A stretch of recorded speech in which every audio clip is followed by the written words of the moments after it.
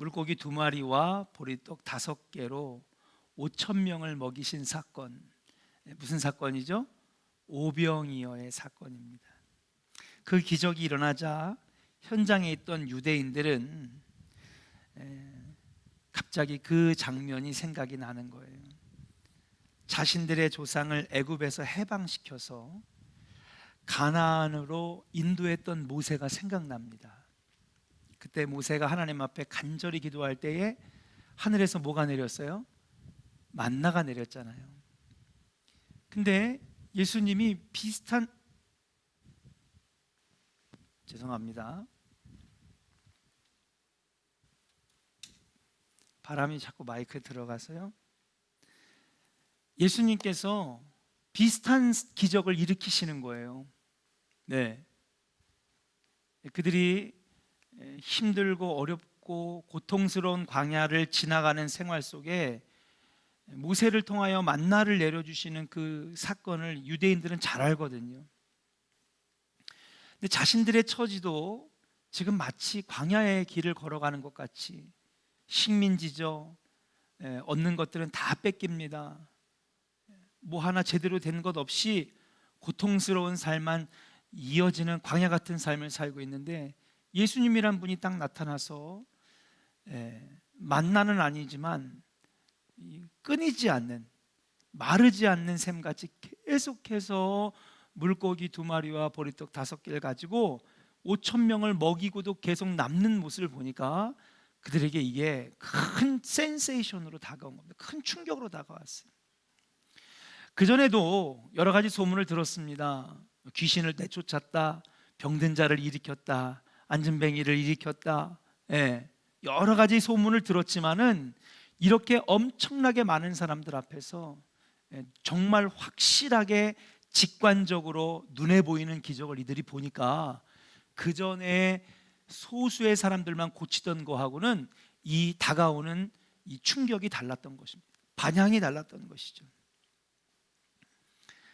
그래서 오늘 22절에 보니까 이튿날 날이 밝자 무리들이 예수님을 찾아다니게 되는 것입니다.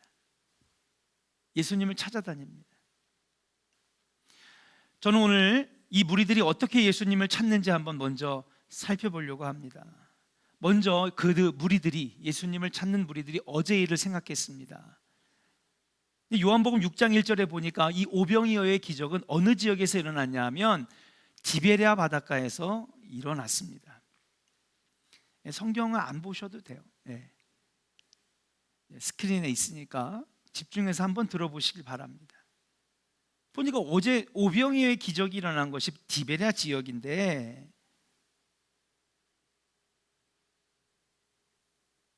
그래서 이 무리들이 어제 그 기적의 현장에 디베랴에 가서 예수님 찾기 시작한 겁니다. 그전에는 소수의 지역에 소수의 인원들만 만났기 때문에 소문만 들려왔는데 엄청나게 많은 사람들 앞에서 기적을 베푸신 예수님을 보면서 야, 이분이야말로 우리를 해방시켜 줄 분이구나 생각을 한 겁니다.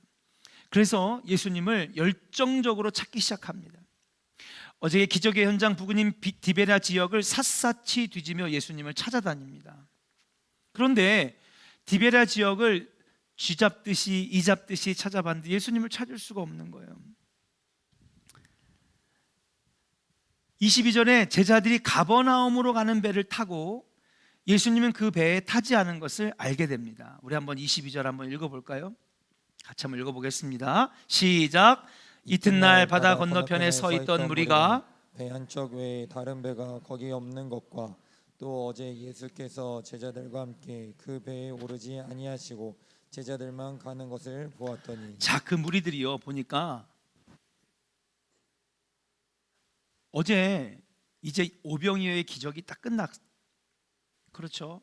그리고 이제 저녁 나절이 됐는데 이들이 이제 이동한 겁니다. 다른 지역으로.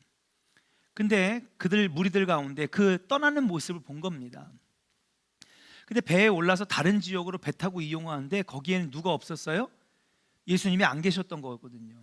그러니까 이들이 그 다음 날에 하루 종일 디베랴 지역을 찾은 겁니다. 왜요? 제자들은 배를 타고 다른 지역을 갔지만 예수님은 배에 오르지 아니한 것을 이들이 봤기 때문에 디베랴 지역을 찾은 것이죠. 그래서 배가 정박해 있던 곳으로 갔습니다. 디베레에서 못 찾으니까 디베레 포구에 갔겠죠. 그런데 배가 한 척 그냥 그대로 남아있는 것을 보고, 아, 그러면 평상시 예수님이 산에 올라가서 기도하시니, 여러분, 산에 한번 뒤져보자. 예수님이 산에 있을 거라고 판단을 하고 이 무리들이 산에 막 올라가서 산을 뒤지기 시작합니다. 그런데 예수님이 보이지 않는 것입니다. 찾지 못했어요. 아무리 산을 뒤져 찾고자 하는 예수님이 없었습니다. 떡 먹던 그곳 가까이도 가봤습니다. 그곳에서도 예수님을 만나지 못했습니다. 이제 그들이 생각합니다. 그렇다면 예수님이 그 배에 오르진 않았지만 혹시나 제자들을 찾으면 예수님도 만날 수 있겠지. 그리고 이들도 배를 구해가지고 제자들이 간 지역을 따라갑니다. 그게 어디냐? 바로 가버나움이라고 하는 지역입니다. 그러니까 여러분, 지금 디베랴 지역을 샅샅이 찾았습니다. 그 다음에 예수님은 남아 계신 줄 알고 산을 한번 다 뒤졌습니다. 그래도 못 찾으니까 제자들만 먼저 떠났지만 그래도 제자들을 찾으면 예수님도 언젠가는 만날 수 있겠지. 그리고 그들도 배를 구해가지고 제자들이 떠난 가버나움 지역으로 가게 된 것이죠.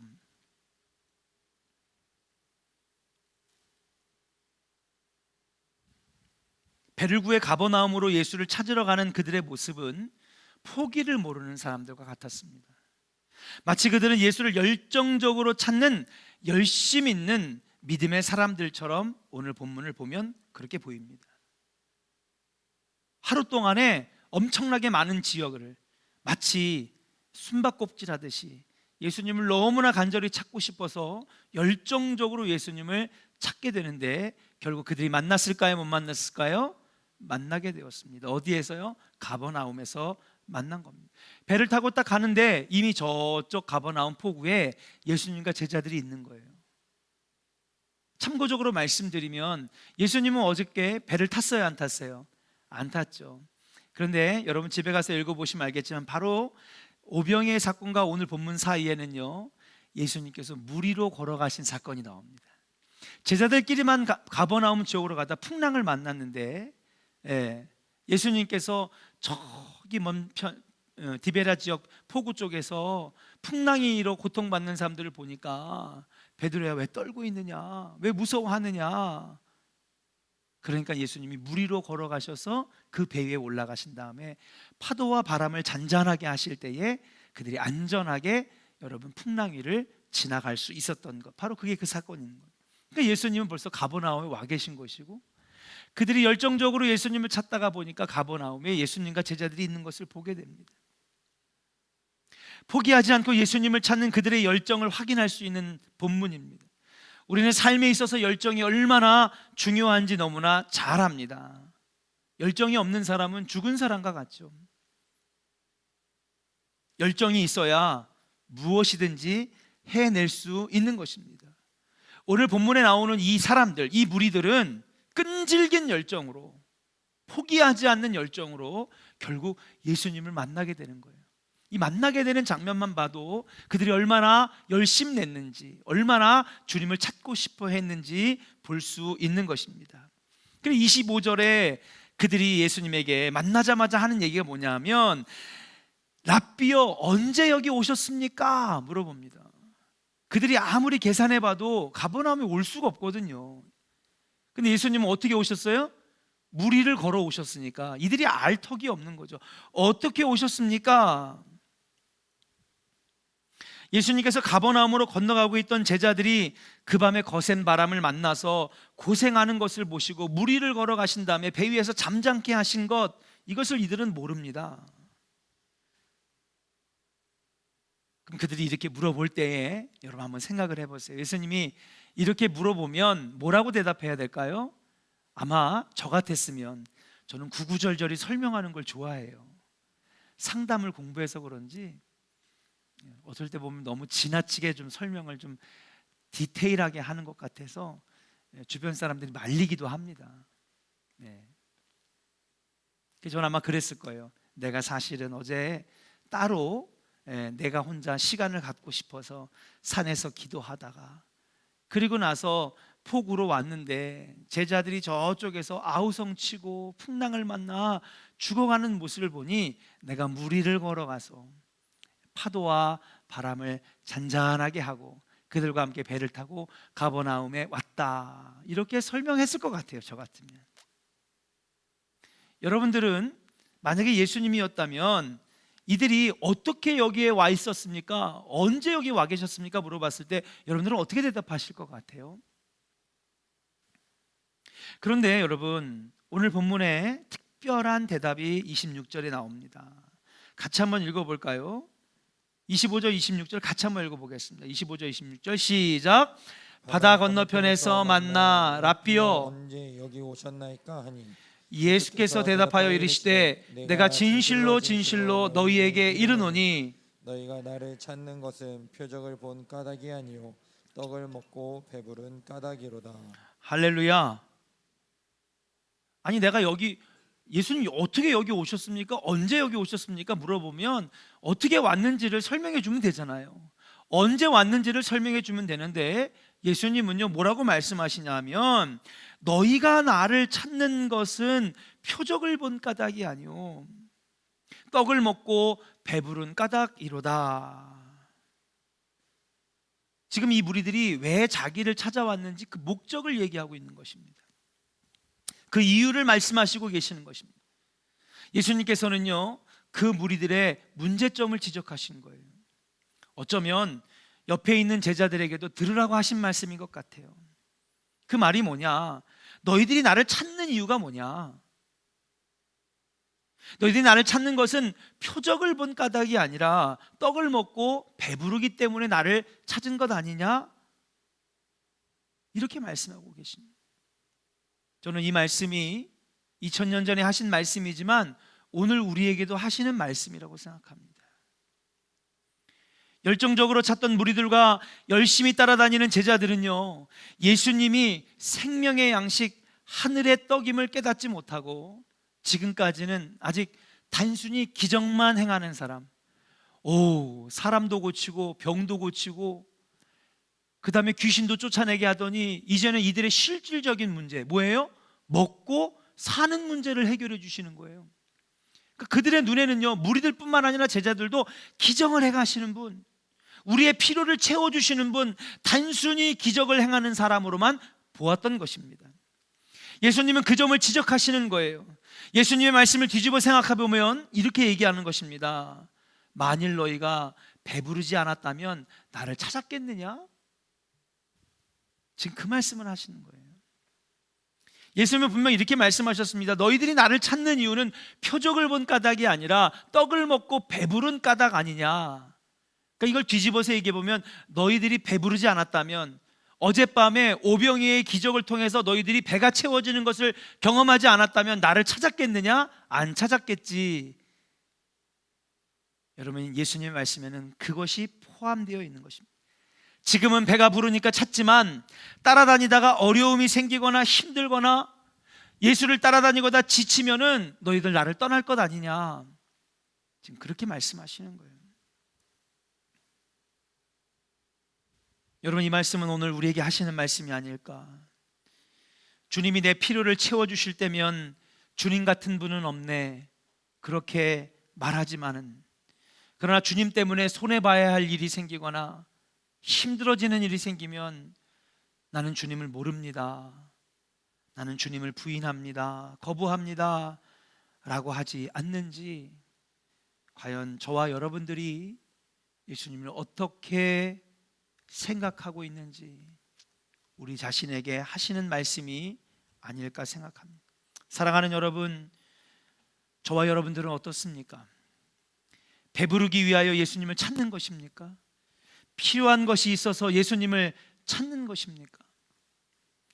사랑하는 여러분, 분명히 사업이 잘 되기 위하여 기도하는 것은 잘못된 것이 아닙니다. 병 고침 받기 위하여 기도하는 것도 문제가 되지 않습니다. 자녀가 잘 되기 위하여 기도하는 것, 이것은 좋은 것입니다. 그러나 여기에서 예수님이 지적하시는 것은 뭐냐? 그것은 사업이 잘 되는 것, 병 고침 받는 것, 건강해지는 것, 내 자녀가 잘 되는 것, 그것만이 신앙생활의 목적이 되어서는 안 된다라고 하는 것이에요. 만약에 그러한 관점에서, 그러한 믿음에서 우리 신앙이 출발하게 된다면, 우리 신앙생활을 그렇게 하고 있다면 결국 너희가 배부르지 않냐면 나를 부인할 것이고, 너희가 인생에 문제가 생기면 나를 거절할 것이고, 너희가 삶에 어려움이 생기면 나를 모른다고 부인할 것 아니겠느냐. 지금 예수님은 우리에게 그렇게 말씀하고 계시는 것인 줄로 믿습니다. 무리들과 제자들에게 지금 그 문제점을 지적해주고 계시는 거예요. 여러분, 오늘 말씀을 들으면서 유튜브로 오늘 시청하시는, 예배 함께 하시는 우리 성도님들, 한번 자신의 신앙을 돌아보시기를 바랍니다. 나는 예수를 왜 믿나? 나는 신앙생활을 왜 하는가? 나의 신앙생활의 출발점은 과연 무엇인가? 오늘 예수님이 하시는 이 말씀에 비춰서 내 자신을, 내 신앙을 다시 한번 돌아봐야 될 줄로 믿습니다. 그렇다면 우리는 오늘 예수님 말씀 통해서 분명하게 깨달아야 됩니다. 한번 따라 합시다. 우리는, 크게 한번 고백할까요? 우리는 예수님을 표적으로 봐야 합니다. 아멘. 사실 오늘 말씀이 예수님을 표적으로 봅시다. 다시 한번 오늘 26절 한번 돌아가서 볼까요? 같이 읽겠습니다. 시작. 예수께서 대답하여 이르시되 내가 진실로 진실로 너희에게 이르노니 너희가 나를 찾는 것은 표적을 본 까닭이 아니요 떡을 먹고 배부른 까닭이로다. 그렇죠. 예수님이 정답을 말씀해 주셨어요. 너희들은 나를 표적으로 바라는 거예요. 떡을 먹어서 배부르니 나를 찾는 자가 아니라 나를 표적으로 보고 나를 찾으라 라고 하시는 것입니다.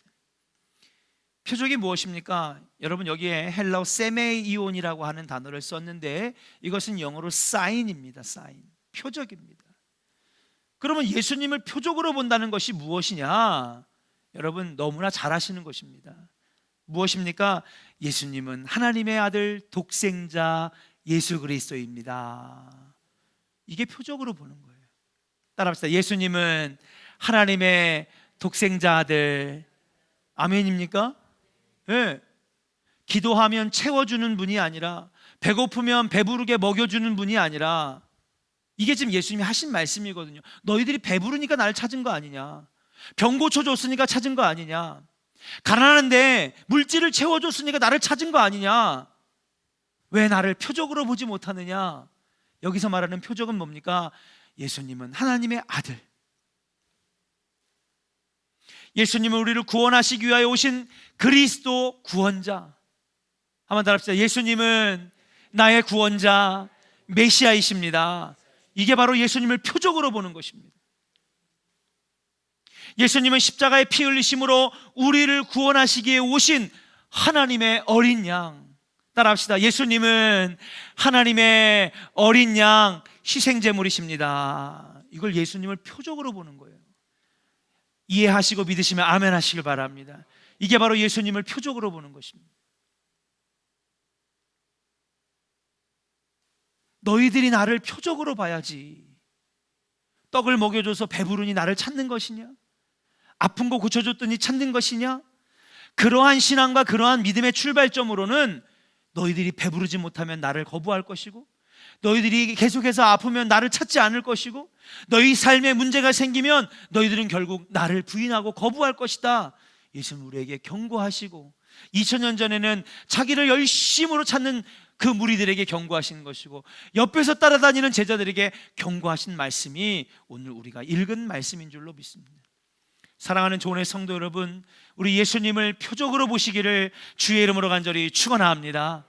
한번 역사에게 축복하겠습니다. 예수님을 표적으로 봅시다. 할렐루야. 여러분, 이건 굉장히 중요한 것입니다. 요한복음의 신학이 바로 예수님을 표적으로 보자는 거예요. 오늘 여러분, 이 예수님을 표적으로 보자는 거 여러분 처음 들어보셨을 거예요. 어려운 말이기 때문에, 신학적인 용어이기 때문에 누구도 사용하지 않는 표현입니다. 그러나 여러분, 요한복음의 메시지는 뭐냐? 예수님이 너의 삶에 필요한 것만 채워주는 분이 아니라, 당연히 채워주시죠. 기도하면 채워주십니다. 한번 따라합시다. 기도하면 응답하십니다. 아멘입니까? 자녀를 위해 기도하면 자녀가 잘 되게 하시고, 사업도 잘 되게 하시고, 병마도 떠나가게 하시고, 그게 아니라는 게 아니에요. 중요한 건 너의 신앙의 관점이, 너의 신앙의 출발점이 어디에 놓여져 있느냐라고 하는 것입니다. 그때 사도 요한은 요한복음을 써내려가면서 계속해서 표적을 말하는 거예요. 너희들이 귀신 쫓은 것만 보지 말고 예수님이 어떤 분인지를 봐라. 응? 먹여주시는 예수님만 보지 말고 그분이 하나님의 독생자 어린 양이라고 하는 것을 봐라. 그것이 너희의 신앙의 출발점이 되어야 한다.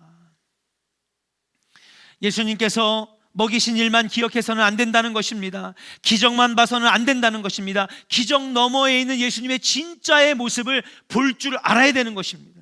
예수님께서 귀신을 쫓고 병 고쳐주심만 기대해서는 안 된다는 것입니다. 기적을 넘어, 치유를 넘어 우리가 신앙생활하고 예수를 믿는 주된 목적은 예수님은 하나님의 아들이심을 믿는 것이라고 하는 사실이에요. 아멘입니까? 신앙생활은요, 믿는 것입니다. 믿는 것입니다. 뭐를 믿는 것입니까? 예수님이 하나님의 아들, 우리를 구원해 주시는 구원자, 그분의 피 흘리심으로 우리의 죄가 씻어진 놀라운 구원의 사건을 믿는 것, 이것이 바로 신앙생활이라고 하는 것입니다. 그래서 예수님은 27절에 이렇게 말씀하시는, 같이 읽어보겠습니다. 같이 읽겠습니다. 27절 시작. 썩을 양식을 위하여 일하지 말고 영생하도록 있는 양식을 위하여 하라. 이 양식은 인자가 너희에게 주리니 인자는 아버지 하나님께서 인치신 자니라. 할렐루야. 썩을 양식을 위하여 일하지 말고 영생하도록 있는 양식 위하여 하라는 것입니다. 이 양식은 누가 주시는 거예요? 하나님께서 주시는 양식이래요. 그럼 이 양식은 뭘까요? 네? 예수님께서 말씀하셨습니다. 나는 생명의 떡이라. 이 양식이 누구냐 하면요, 예수 그리스도인 줄로 믿습니다. 하나님께서 이 양식을 주신다는 거예요. 여기서 썩은 양식은 직접적으로는 우리가 먹는 모든 양식을 말합니다. 이 양식의 포괄적인 의미는 사업의 축복, 병고침, 건강 문제, 자녀가 잘 되는 것, 만사 형통, 여러 가지 기타 등등등등 해결되는 것들, 이런 것들은 바로 썩을 양식입니다. 왜냐? 여러분, 나쁘다는 얘기가 아닙니다. 이런 것들은 우리가 살 때 필요한 것들이죠. 사업도 잘 되어야 됩니다. 자녀가 잘 되어야 됩니다. 그러나 우리가 떠날 때에는 뭐예요? 다 두고 갈 것들입니다. 그러나 천국에서는 필요치 않아요. 반면에 영생하도록 있는 양식은 썩어지지 아니하고 영원히 남아있게 된다라는 점을 우리가 알라고 하시는 것입니다. 이 양식을 소유한 자들은요, 영원히 죽지 아니할 것이라고 하는 거예요. 썩어지지 아니한다는 것입니다. 이 양식은 예수님을 상징하는 것이고, 이 양식은 그분의 말씀을 의미하는 것인 줄로 믿습니다.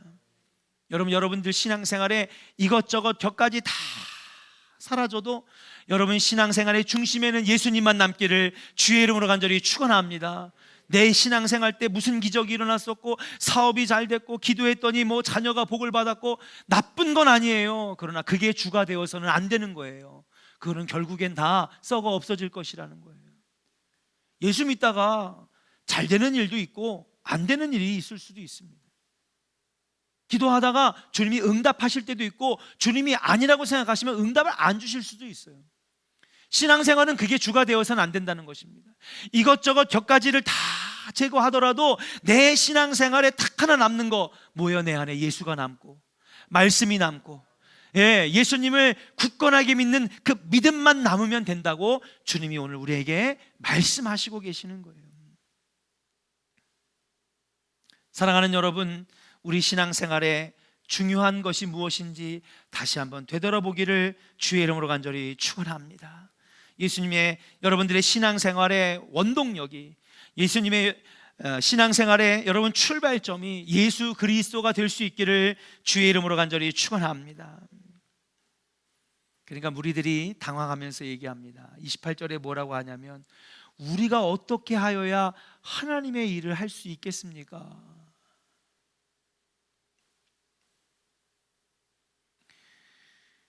여기서 하나님이 주시는 양식을 얻기 위해서 어떻게 우리가 일해야 되냐라고 하는 것입니다.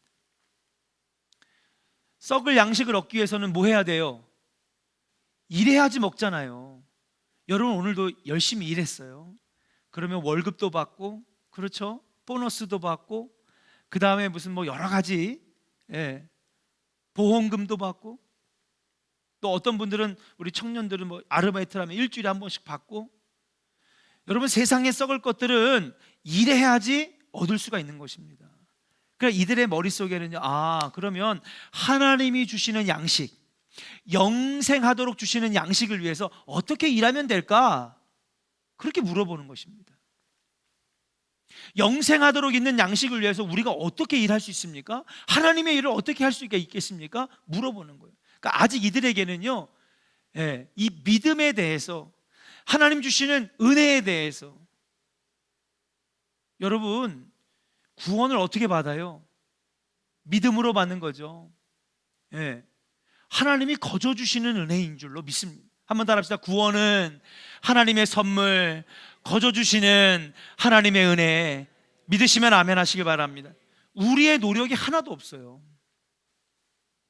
전적으로 하나님의 인도하심 가운데 얻는 것이 구원의 역사인 줄로 믿습니다. 영생의 역사인 줄로 믿습니다.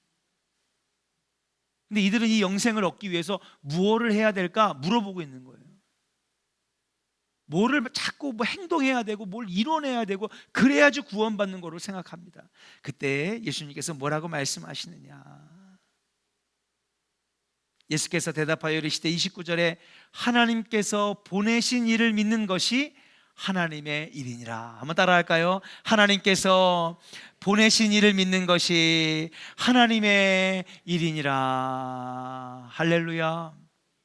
여러분, 믿는 것이 신앙생활입니다. 목사님, 제가 새로 직분 받았는데 뭐 할까요? 제가 교회를 위해서 뭘 할 수 있을까요? 제가 이번에 여선교회 회장이 됐는데 뭘 할까요, 목사님?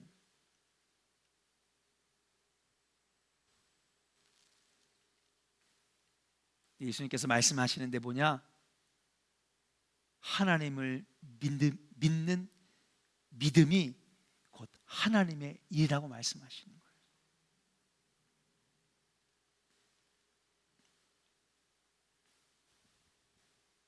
우리의 신앙생활의 출발점이 굳건한 믿음으로 다시 시작될 수 있기를 주의 이름으로 간절히 축원합니다. 할 수 있거든이 무슨 말이냐? 믿는 자에게는 능치 못함이 없느니라. 기도도 뭐로 하는 거예요? 믿음으로 하는 것입니다. 주의 일도 믿음으로 하는 것입니다. 구원도 믿음으로 받는 것입니다. 신앙생활의 1부터 10까지 모든 것들은 믿음으로 하는 것입니다. 비전센터 건축도 믿음으로 하는 것입니다. 여러분들의 사업도 믿음으로 하는 것입니다. 하나님의 일은 믿음으로 하는 것입니다. 그런데 그들은 어떻게 해야 이 영생이라고 하는 양식을 내가 얻을 수 있겠습니까? 내가 어떻게 하면 예수님을 얻을 수 있겠습니까? 여러분, 이것은 힘으로도 안 되고 능력으로 되는 것이 아닙니다. 돈 많이 가졌다고 되는 것이 아닙니다. 어떤 사람들에게 예수님이 찾아오십니까? 믿음으로 나아가는 자들에게. 어떤 사람들이 기적이 나타납니까? 믿음으로 나아가는 자들에게. 어떤 사람들이 삶의 성취감과 그리고 기적을 맛봅니까? 믿음으로 나아가는 자들에게. 믿으시기를 주의 이름으로 간절히 축원합니다. 그들에게는 은혜에 대한 개념이 없었어요. 하나님 거저 주시는 양식, 바로 독생자 아들 예수 그리스도를 우리에게 주셨는데 어떻게 해야지만이 예수를 얻을 수 있냐고, 영생을 얻을 수 있냐고 물어보고 있는 것입니다. 그때에 예수님은 분명히 말씀하고 계세요. 하나님의 일은 믿는 것이라고. 여러분들 신앙생활도 일입니다. 그러나 신앙생활은 어떤 일이냐? 따라합시다. 믿는 일. 믿으시면 아멘 하시기 바랍니다. 자, 식사가 뭐예요? 밥 먹는 거죠. 식사는요, 이 먹을 식자에다가 일사자예요. 그러니까 먹는 것도 뭐예요? 일이에요. 먹는 것도 일, 자는 것도 일, 나가서 일하는 것도 일. 여러분, 노는 건요 또 뭘까요? 노는 것도 일이에요.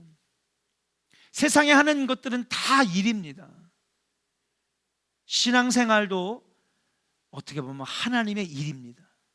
그러면 오늘 주님이 말씀하시는 정답은 뭐예요? 하나님의 일은 뭐 하는 거라고요? 믿는 거라는 거예요. 여러분, 신앙생활에 여러분 믿음이 있기를 주의 이름으로 간절히 축원합니다.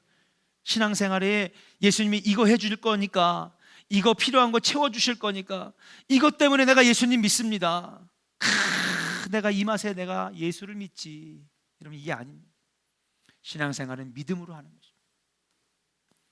예수님은 바로 그것을 지적하고 계시다라고 하는 사실이에요. 사랑하는 조원의 성도 여러분, 오늘 예수님을 내 안에 모시고, 여러분 신앙의 출발점이 온전히 하나님을 믿는, 그리고 예수님을 믿는 믿음으로 다시 시작되어 나가기를 주의 이름으로 간절히 축원합니다. 예수님을 필요한 것만 채워주시는 분이 아니라 예수님을 표적으로 바라볼 수 있기를 주의 이름으로 간절히 축원합니다. 예수님 나를 사랑하시는 분, 예수님 나를 구원해 주시는 구원자, 예수님은 나를 죄악에서 건져주시는 독생자 아들 예수 그리스도로 볼 수 있는 믿음의 눈이 열리기를 주의 이름으로 간절히 축원합니다. 오늘 이 시간에도 예수님이 우리에게 원하시는 모습이 바로 그거라고 하는 사실이에요. 그러면서 뭐라고 말씀하시느냐, 우리 32절 말씀, 32절 33절 말씀을 읽고 마치도록 하겠습니다. 같이 읽겠습니다. 시작. 예수께서 이르시되 내가 진실로 진실로 너희에게 이르노니, 모세가 너희에게 하늘로부터 떡을 준 것이 아니라 내 아버지께서 너희에게 하늘로부터 참 떡을 주시나니 하나님의 떡은 하늘에서 내려 세상에 생명을 주는 것이니라. 할렐루야. 예, 하나님께서 보내신 이 생명의 떡, 바로 예수 그리스도, 그분만 소유하고 있으면 우리가 살 거라는 것입니다. 회복될 것이라는 것입니다. 다시 소생된다고 하는 것입니다. 기적도 일어날 수 있고요, 여러분 삶 속 곳곳에서 응답이 일어나고요, 문제가 해결되고요, 그것은 2차적인 것이라는 거예요. 너의 안에 생명의 떡, 하늘로부터 내려온 예수 그리스도가 너 안에 살아있다면 기적도 경험하고 문제도 해결되고 사업도 잘 되고 자녀도 잘 되는 거는, 그거는 자연스럽게 따라오는 거예요. 그래서 예수님께서 말씀하신 거예요. 너희는 먼저 뭐예요? 그의 나라와 그의 의를 구하라. 그리하면 이 모든 것들을 뭐 하신다는 거예요? 너희에게 더해 주신다는 거예요. 이 모든 것들은요 썩을 것들이에요. 우리가 살 때에 필요한 것들인데 이것도 하나님이 주신다는 것입니다. 뿐만 아닙니다. 오늘 본문은 아니면 35절에 이 생명을 떡을 얻는 자들은요 결코 줄이지 아니할 것이요, 영원히 목마르지 아니하는 인생이 될 거라고 말씀해 주시는 겁니다. 오늘날 얼마나 많은 사람들이 목말라하고 있습니까? 갈증하고 있습니까? 채워도 넣어도 끊이지 않는 목마름 때문에 신음하고 있습니다. 그래서 정신적인 문제도 생깁니다. 인생의 어려움도 생깁니다. 인간관계에 갈등이 생깁니다. 그런데 주님이 내 안에 사시기만 하면, 생명의 떡으로 오신 예수님이 내 안에 계시기만 하면은 영원히 목마르지 않는 인생이 된다. 기쁘고 행복하고 만족된 삶을 주님이 주시는 것인 줄로 믿습니다. 사랑하는 여러분, 여러분 안에 예수가 계십니까? 여러분 안에 예수님을 믿는 믿음이 여러분 안에 살아 있습니까? 여러분 신앙생활의 출발이 여러분 예수 그리스도, 예수를 믿는 믿음이 되시기를 주의 이름으로 간절히 축원합니다. 이것이 바로 예수를 표적으로 믿는 믿음입니다. 요한복음은 1장부터 끝장까지 사도 요한은 예수님을 우리에게 표적으로 보라고 말씀하고 있는 것입니다. 오늘 이 말씀을 깊이 새기시면서 내 신앙의 출발이 어디인가, 내 신앙생활의 출발점이 어디인가, 필요한 것이 있어서 신앙생활을 했나? 내게 해결될 문제가 있기 때문에 예수를 찾는 것이 아닌가? 그것이 아니라 예수를 표적으로 보고 예수님을 독생자 아들 예수 그리스도, 날 구원해 주신 구원자로 보시고 생명 주시며 영원히 만족하게 하시는 생명의 떡으로 그 예수님을 내가 모시고 내 안에 중심으로 삼고 신앙생활을 출발할 수 있는 그런 복된 우리 조원의 신앙 성도들이 다 되시기를 주의 이름으로 간절히 축원합니다.